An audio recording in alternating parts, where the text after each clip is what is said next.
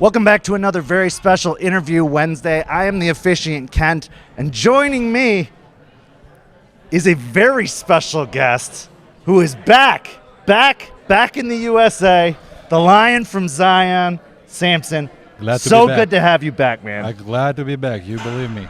So we're here actually after PBENT, where you put on an amazing match with Treehouse Lee, and we could talk all about that. But really, I want to talk about you. How you got into this crazy world of wrestling, how that transition from Israel to the United States, then back to Israel briefly, then back to the United States. It sounds like it's been a crazy and wild ride, but let's start at the beginning. When did you get into wrestling? When did you first discover it? Well, growing up in Israel in early 90s, you can't escape wrestling. It's a mainstream, it's all over. WWF coming to do 2 shows, hosting on late night shows, all that stuff, you can't escape it. So it's always in the background. But for me, I was just a little guy in a farmer's town, not a lot of TV. I mean, the early 2000s, when they start airing WWE Raw in a specific channel, I had no access to that channel at all.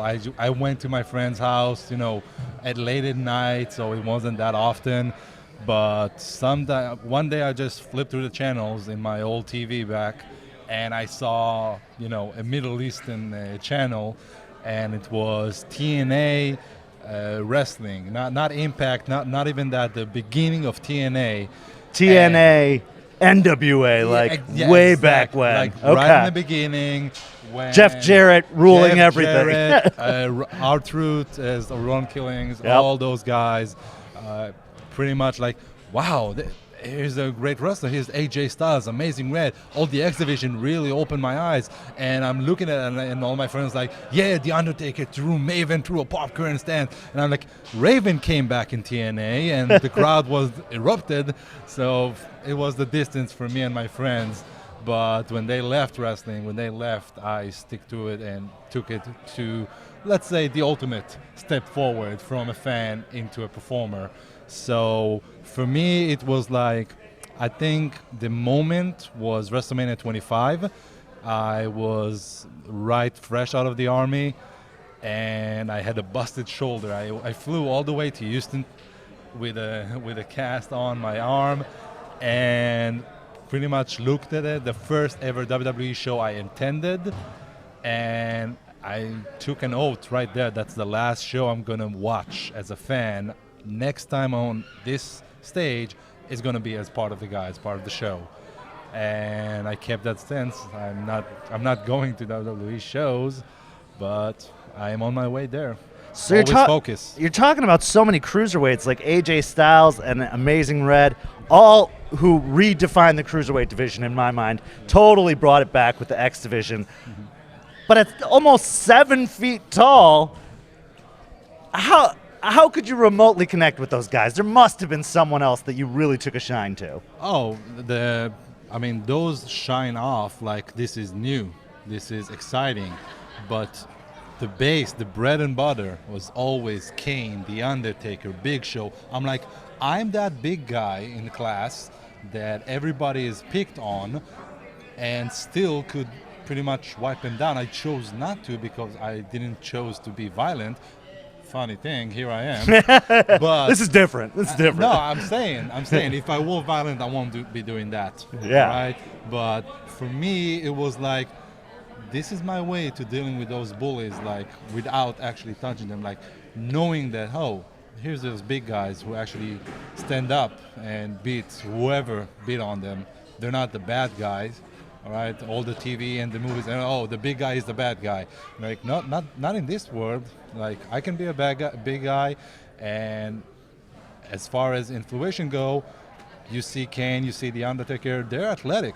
They're not big guys who stick to the ground. They're athletic guys, and that's my inspiration to go beyond what, many consider big man Haas. All those just stick to your ground, get your big strikes and everything. That's the bread and butter, but you got to put a jam on that, and that's going to be... Well, it must be so it must make you so happy to kind of come full circle back to that kid who was getting bullied and be able to say to him, like, nobody's bullying you now. Like, you walk out through the curtain and you make an instant impression on people, not just because of your size, but because of the way you carry yourself. You carry yourself with such confidence. You carry yourself like a force to be reckoned with, a true titan, if you will.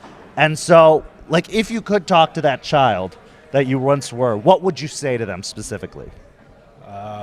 Just wait. Just wait, because all those guys who bullied you gonna hand you over your kid, their kid, sorry, they're gonna hand over your kid. Hey man, can I get a picture for the kid? Can I listen, man? You're awesome. Sorry for that. That's a real life story. Like the guy who bullied me, live in the same, like maybe 100 families in that small farmer town. All right, more fields than houses. So there's not a lot of room to go. And he became a banker, or he was supposed to be a soccer player or whatever. He bullied this kid who had nothing to do but watching wrestling. And now hey, listen. My kid saw you on TV, so can I get a picture for him? And I'm like, sure thing. All right, see what happened to the guy who actually chased his dream, unlike you, who chased career, safe, and boring.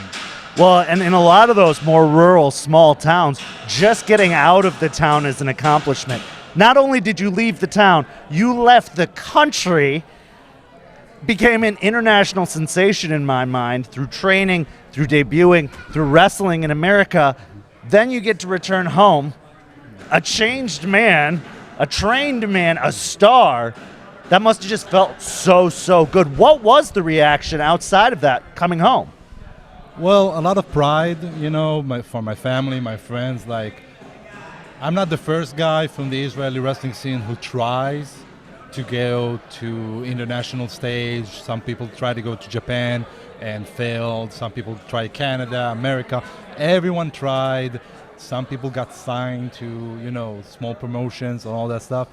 But for me, I don't see that on that level yet. I refuse to accept that this was the high level and you should, acknowledge that and celebrate that.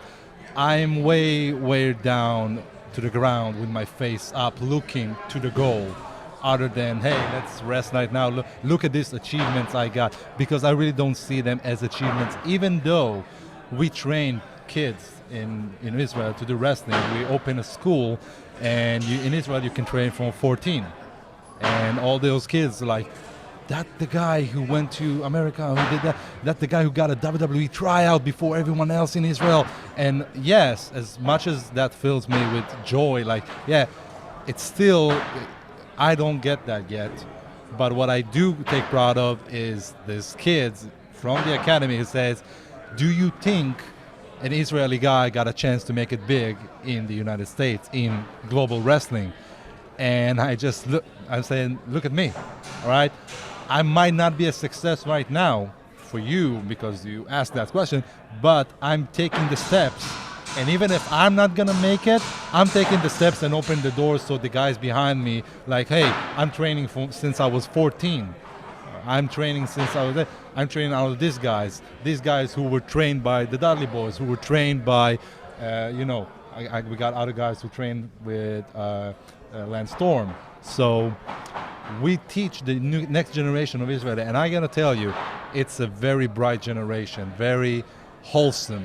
You start at 14, and I started at 18, 19, all right before my army, and then I had to cut it short and back to training after the army.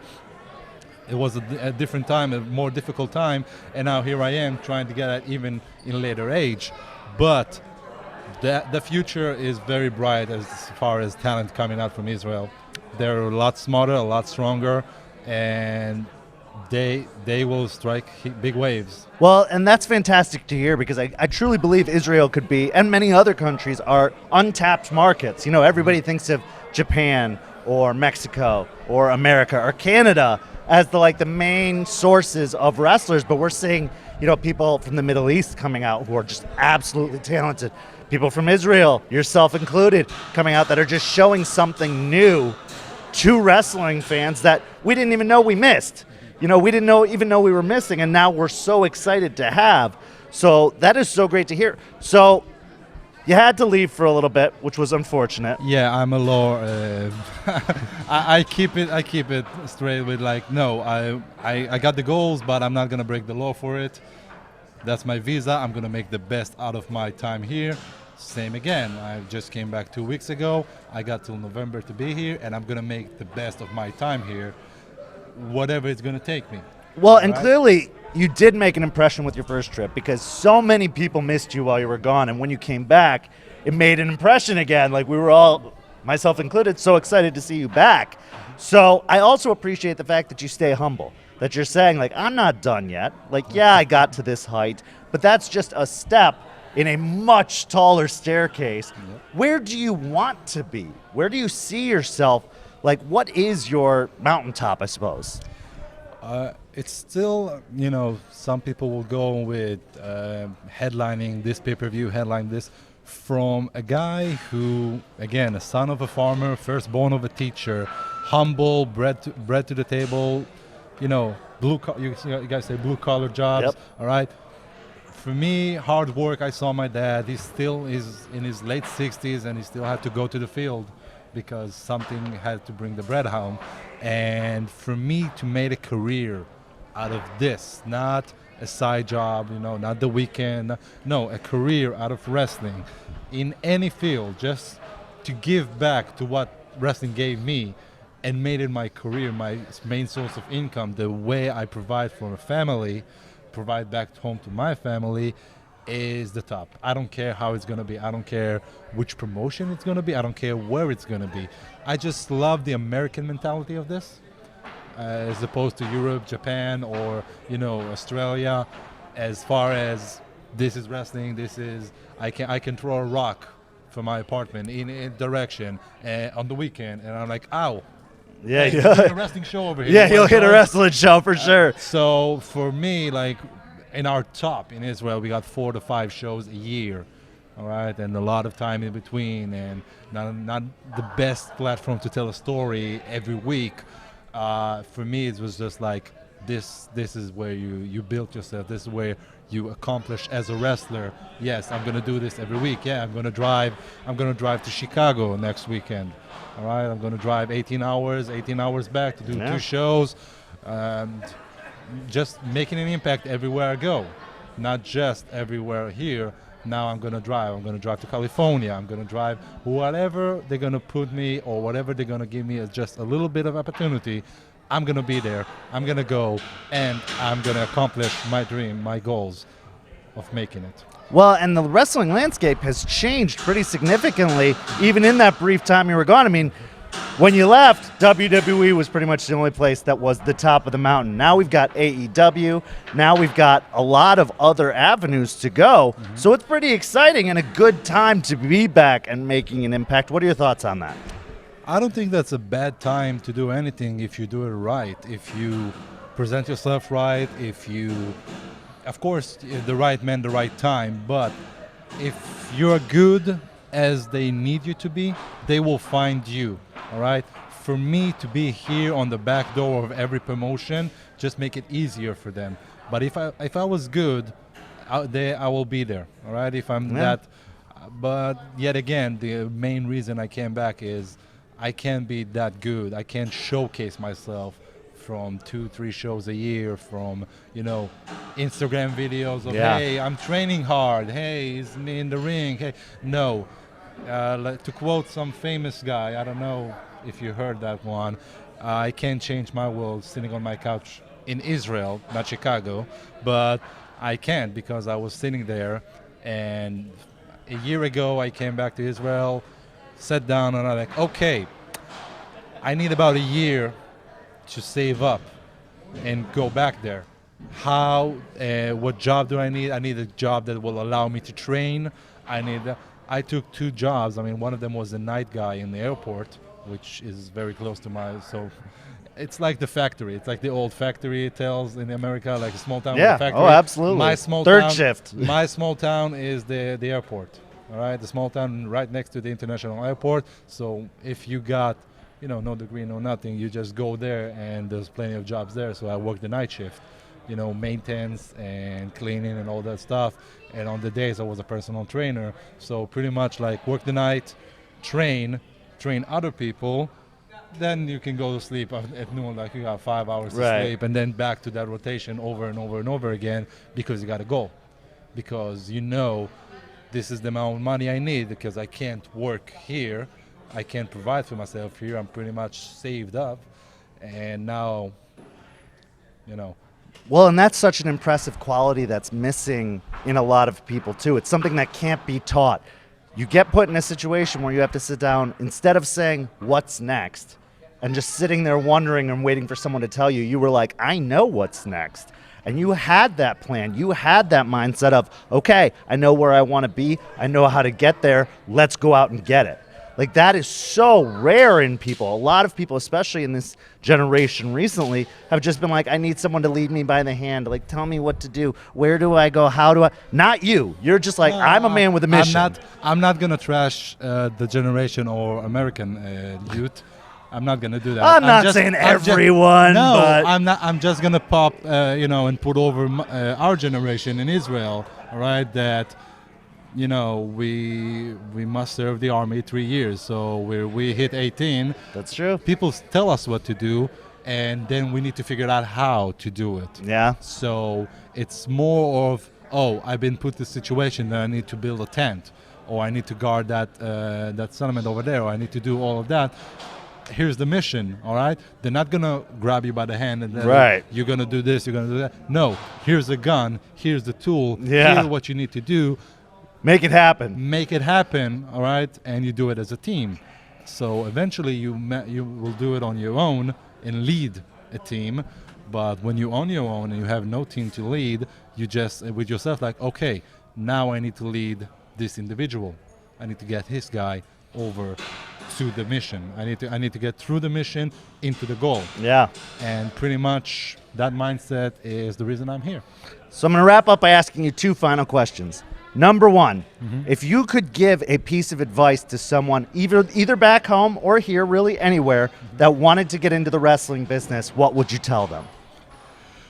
Buckle up, because it's gonna be a very bumpy ride, a very hard.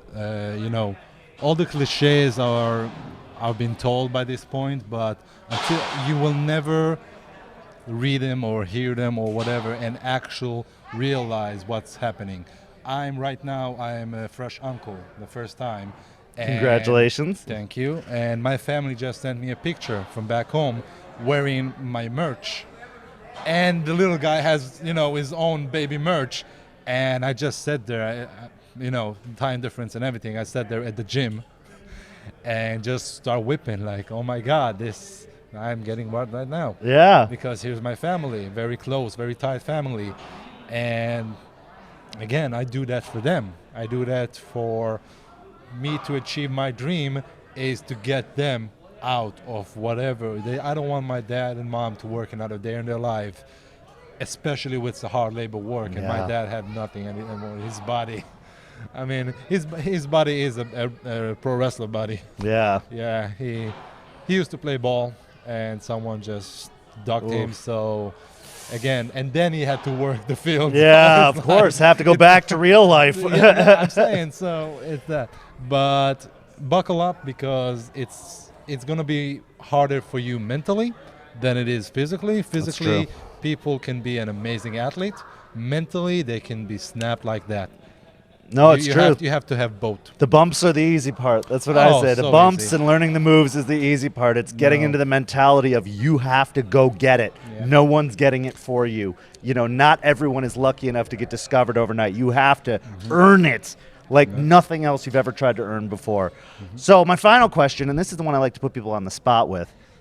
What, if you could change one thing, would you change in the wrestling business? One thing, whether it's backstage, whether it's in the ring, whether it's crowd perception, anything. One thing you have to change in the wrestling business, what would it be? Ooh, that is a heavy one. Oh, change in the wrestling business. My God, Now, some people have said, I wish the pay was better. But that's an easy one in my mind. What would yours be? Of course, I wish I were paying gold, but come on. I mean, let's be realistic, all right? That's a heavy one. I wish the barriers won't be as much. I mean, for every guy coming in from whatever, Japanese guy come to the United States, all those guys, they still have some difficulties as opposed to locals. All right, I'm not That's saying true. I mean, there's a language barrier. The There's language definitely barrier- the language passports and barrier- everything like that. There's a lot to overcome. language barrier can overcome so easily because wrestling is international language. All right, I've seen guys 2 different languages don't understand anything. That's true. That's true. And actually put up an amazing match. All right, Japanese and Mexicans, and they put up a great match. You can't find 2 different styles Yeah. than that, and they still make it happen. That's true. That's But a very still, valid. the first step is not very welcoming. All right, I won't. Yeah, 'cause say- you're almost I like won't an say outsider. I won't say 7 years ago I was welcomed back. I was welcomed in open arms, but I understand why a lot of people protect themselves. Mm-hmm. Like, who is this new guy? Oh, he's a foreigner. So, again, it's very small thing that like. Put yourself in this guy's boots, all right? Maybe, I agree. Maybe if you travel Europe, you travel Japan, and back then, over there, sorry, it's a lot more like, oh, he flew away from overseas to seize us, and maybe we'll show him more respect. Maybe we'll let him guide in like that. Yeah. And over here, it's like, hey, you're on your own, kid. And I get it. I mean, that's part of the American mentality as far as I go. It's true. I mean, all the American wrestlers and European wrestlers who came to wrestle in Israel was shocked. Well, that there's we also- welcomed them so Yeah. generously. There's this concept in wrestling, and it's a very old school mentality of like, I got this, it's mine now, and I'm not going to share it with anybody else. I earned it, it's mine, and I never want to let it go, even if I'm past my prime, even if I'm no longer able to do it. I still so badly don't want to let it go, even though there's a whole new generation of people who want to take that spot and want to carry on the tradition or the legacy. It's not about me, it's not about you, it's about the show. Yeah. And if the show was And the awesome, business, the business as a whole. Yeah. I mean, people break it down to it's about me. Oh, I need to have, no matter what my spot is on the card, I will have this amazing match. I Right. will do that. I will try to do all the spots. I don't care about the other guy. I don't care about the main Right. event. I don't care about the stories. I'm going to do my stuff. Yeah. Put my in. But, sorry, I'm not going to curse on That's all right. all right, so it's about the show. It's about what part you put on the show. People don't like their part on the show, so they're not going to be as happy about that. And Well, they're not going to do the same amount of work. They're not They're going to not- try as hard as they would if they were in the main event versus the opening match. And which, I understand that. Right? Some people, can do that and still put up do the job, do whatever they're supposed Yeah. to do. And for me, again, a guy who can see 4 or 5 shows a year, I'm pretty sure if anyone here will tell them, hey, you're not going to wrestle more than 5 shows this year, and you're not going to get paid at all for those, and it's going to be months apart. I want to see them then, going to the show Yeah. with no energy. Like, those are their WrestleManias 5 times a year at that point, because Absolutely. you can definitely take for Absolutely. granted if you're working 52 weeks a year, for example, if you work every single Yeah. week or every weekend or 3 or 4 times in a weekend, you can I- see people taking it for granted and just being like, this is a breeze, whatever, versus, like you said, if you're told you only get to work these 5 dates for the whole year and you're going to make little to no money, but this is your only chance to get eyes on you, you better believe that every time that time of year comes around, they are going to be giving 110%. I came in today. I wasn't supposed to be on the show. Yeah, that's true. I wasn't supposed to be on the show. I came in today excited because this is wrestling. I don't care if I'm going to watch, my friends. A lot of my friends did that show. Mm-hmm. I don't care if I'm going to watch my friends or guys I haven't seen in a year. I'm going to be enjoying myself because this is wrestling. And I'm watching wrestling. I flew 12 hours That's right. to be a part This of is your wrestling. chance, man. I don't care if I just did a run-in, all right? I mean, I told her, hey, if you need me, I'll just do a run-in, do whatever, be security. security, yeah. I don't care. I'm part of this wrestling, all right? I'm not sitting in my hotel room right now or going to the gym hoping I will get a book Right. next time. Or waiting for someone to reach out to you, you're going to reach out Yeah. and get it. Yeah.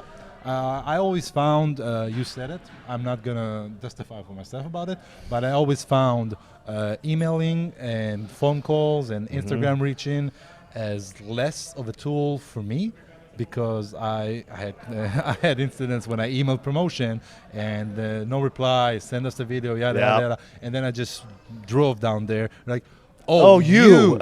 So the main event spot, true story, the main event spot just became a fatal four-way. You're in it. You're gonna lose first, but you're in But it. you're in it. Like, Yeah, I mean, we're going to get you in front of people. Yeah. This is not an opportunity Yeah, to be wasted. Hey, we can afford him, right? Yeah. All right, get him a hot dog. There you go. Give him 2 handshakes. So now I want to wrap it up. This is your opportunity to promote yourself any way you like. Where can people find you? You know, social media, anything like that. This is your opportunity. You tell the people where to find you. Well, funny story. Twitter is not that big in Israel. No, I believe it. No, we're still on Facebook. Yeah? Hey, Facebook's still a thing, even though people are rebelling against it. Not that hard here. But I do upload to my Instagram, Samson, the Lion from Zion. It's _ Lion from Zion, every one. I'm going to create a graphic for you, too. Yeah, because it's over up there.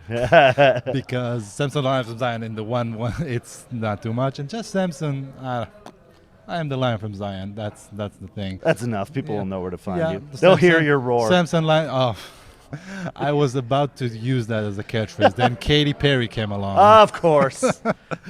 Katy Perry ruins everything. Oh man, there's a metal version of that song that's a lot nice to listen to. Oh, that'd be cool. Yeah.